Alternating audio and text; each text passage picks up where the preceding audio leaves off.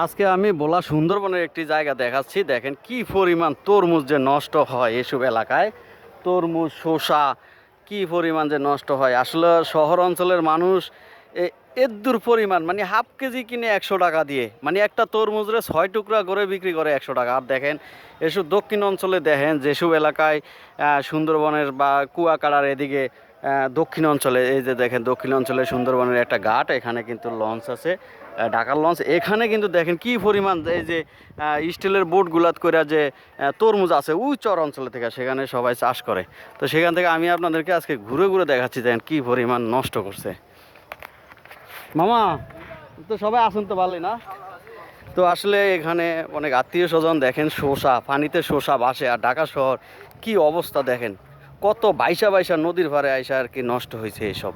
দেখেন কি পরিমাণ দেখছেন এটি সব, এই যে এই নদীটা থেকে ওই যে ওই পারে সুন্দরবন থেকে আসে, সুন্দরবন থেকে আসে দেখেন শসা। এই দেখেন কি ফ্রেশ শসা, আমি আপনাদেরকে কীভাবে দেখাও, দেখছেন একদম ফ্রেশ, কোনো ভেজাল নাই।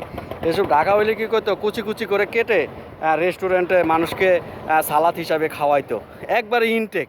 আপনারা আমি এই যে ভাইঙ্গা দেখাই, দেখেন এই যে দেখছেন একদমই তরতাজা, কোনো ভেজাল নাই, কোনো পচা নাই, কিন্তু এগুলো সব ফালানো হয়েছে। কে খায় শসা দেখছেন, এ হইল শসার গল্প।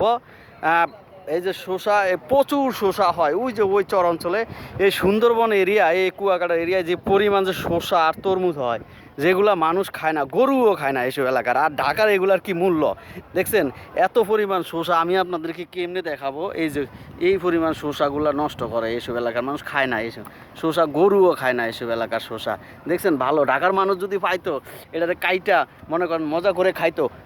কেউ কাকা স্লিপ খাইছেন নাকি? আমার চাচা তরমুজের জোগার সাথে স্লিপ খাইছে, তো যাক উনি পড়ে যাওয়া ধরছিল নদীতে, পরে নাই, ভাগ্য ভালো। তো এই হলো অবস্থা নদীর পাড়ে দেখছেন। আপনারা কি মনে করেন, হ্যাঁ এই বাংলাদেশে এত পরিমাণ যে কাঁচা ফসল উৎপাদন হয়, তারপরে কেন শহরে এত দাম? তারপরে কেন শহরে এত দাম? গ্রামের মানুষ খায় না, আর শহরে ইয়ারে এক পিস শসা কিনতে গেলে কইব যে কি 30 টাকা লাগে। একদম ইনটেক শসা দেখছেন, একদম ফ্রেশ। এই যে শসা আইছে কাকার, এই যে টেম্পু বইরা, আমি আপনাদেরকে কিভাবে দেখাবো। দেখেন এই যে বস্তার মধ্যে প্রচুর পরিমাণ শসা চর অঞ্চল থেকে নিয়ে আইছে, এগুলা ফালাই দিবে বা নিজেরা খাবে।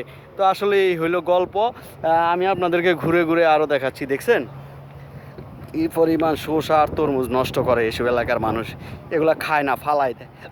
আর ঢাকা শহরে এসব শসা বস্তায় করে নিয়ে অনেক মানুষ হাজার হাজার টাকা বিক্রি করে। এই যে দেখছেন শসা, এটা একবার কোনো পচা কাদা কিছু নাই, মনে হয় যে কেবল গাছের থেকে ছিঁড়ে নিয়ে আইছে।